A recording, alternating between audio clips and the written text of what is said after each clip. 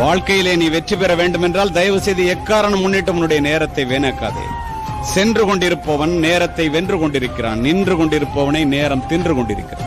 இந்தியர்கள் கடிகாரத்தில் மணியை மட்டும் பார்க்கின்றோம், அமெரிக்கர்கள் மணியோடு சேர்த்து நிமிடத்தையும் பார்க்கின்றார்கள், ஜப்பானியர்களும் ஐரோப்பியர்களும் நிமிடத்தோடு சேர்த்து வினாடியையும் பார்க்கின்றார்கள்.